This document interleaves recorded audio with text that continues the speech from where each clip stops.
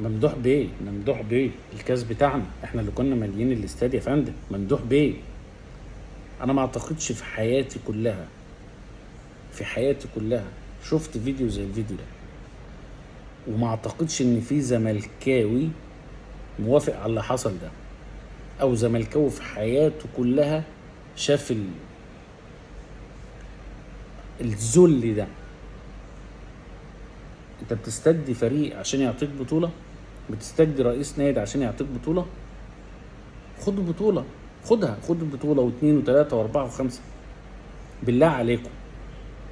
في واحد انا عارف ان في زملكاويه هتدخل يقول لك يا عم انت مالك انت ومال الموضوع ده، وانت ليك دعوه، انت بتتكلم ليه؟ بس بالله عليكم، راي الزملكاويه ايه في اللي حصل ده؟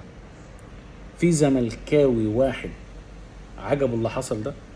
في مشجع زملكاوي بيشجع الكوره، بيشجع الزمالك، بيشجع الزمالك ده اللي هو القطب الثاني في مصر، الزمالك اللي تاني اكبر نادي في الشرق الاوسط بعد الاهلي، الزمالك اللي هنقعد نعد من هنا للسنه الجايه، اللي فيه ملايين بتشجعه وفي ملايين معاه وملايين بتحبه ومش ممكن تتخلى عنه، وهيفضل الزمالك هو الزمالك.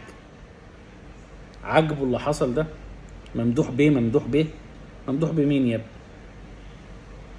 ممدوح بيه مين؟ ممدوح بيه مين اللي هيديك بطولة وممدوح بيه مين اللي انت كنت ماليله الاستاد؟ وماليله الاستاد ليه؟ انت ماليله الاستاد ليه؟ استفادتك ايه يعني؟ بتستفيد ايه؟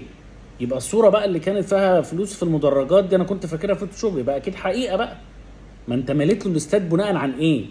يعني بينكم وبين بعض اتفاق انه هيسيب لك بطولة، ولا هو مديك فلوس عشان تملي له الاستاد؟ اللي حصل ده صعب، اللي حصل ده صعب صعب صعب. ربنا يهديكم.